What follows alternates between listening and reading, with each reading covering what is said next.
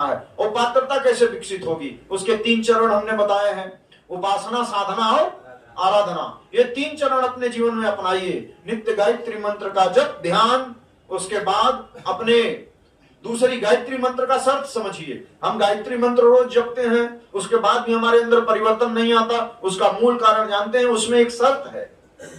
शर्त क्या है? उस शर्त पर अगर आप खरा उतर गए, जैसे दवा की दुकान में आप चले जाइए, बहुत सारी दवाएं भरी पड़ी हैं, चिकित्सक ने आपको देखा, आपको दवा दे दिया और उसने कहा कि तुम्हारी बीमारी की सटीक दवा है और तुमको ये परहेज करना। शर्त क्या है? ये परहेज करना है। हम उसकी बात तो सुने जरूर, लेकिन लौट के आए तो सिर्फ उसकी दवा खा रहे हैं, परहेज नहीं कर रहे हैं, तो वही दवा हमको फायदा नहीं करेगी। अगर जैसे ही परहेज शुरू कर देते हैं, वो दवा हमको फायदा कर रहे हैं। मान लीजिए पीलिया का रोगी है और डॉक्टर ने मना किया तला भुना और मसालेदार चीजें ना खाओ, ये दवा खाओ ठीक हो जाओगे। दवा भी अच्छी है, डॉक्टर भी अच्छा है, समझ रहे हैं? अनुशासन जो उसने बताया वो भी अच्छा है, लेकिन हमने क्या किया? उस अनुशासन का पालन नहीं किया, सिर्फ दवा खाते रहे और बदपरहेजी करते रहे, तो वो दवा हमको फायदा करने वाली नहीं है। ये सूत्र है, ये सिद्धांत है, ये ज्ञान है, ये विचारधारा है और यही सबसे बड़ा जड़ है। आज हम गायत्री का जप करते हैं, हमारे अंदर ऊर्जा उत्पन्न होती है,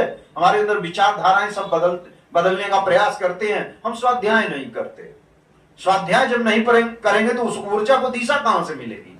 शक्ति मिल जाती है, बीटेक करने वाला भी ज्ञानी होता है, लेकिन जिस उस ऊर्जा को जिधर दिशा दे दीजिए उधर चला जाएगा। उसको आतंकवादी बनाना है, बना दीजिए, समझ रहे हैं? क्योंकि उसका व्यक्तित्व परिष्कृत नहीं हुआ तो वो ऊर्जा उसको जिधर चाहे उधर ले जाएगी।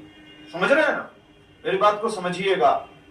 तो इस समय में इस कक्षा की और इस अध्यात्म की इतनी आवश्यकता है कि अगर हम इससे नहीं जुड़े और इस चीज का अपने जीवन में समावेश नहीं किए तो आज युवा भटकता जा रहा है। आप देख रहे हैं ना, अभी गीत हुआ है, नौजवानों उठो वक्त यह कहरा, खुद को बदलो जमाना बदल जाएगा। नौजवानों के बदलने से ही जमाना बदलेगा, समझ रहे हैं ना? जब कभी भी आप देश की आजादी के लिए आपने देख लीजिए कौन कौन लड़ा? कोई बूढ़ा लड़ा क्या? युवा ही लड़े। चाहे स्वतंत्रता संग्राम के लिए रहा हो, चाहे मुगलों के लिए रहा हो, चाहे तमाम जगह पर आप देख लीजिए, ये क्रांतिकारी युवा ही रहे हैं। तो वो ये युवा थे। आप भगत सिंह को देखते हैं, पगड़ी बांधे हुए। भगत सिंह इतने इंटेलिजेंट थे कि 9 साल में वो मैट्रिक पास कर लिए थे।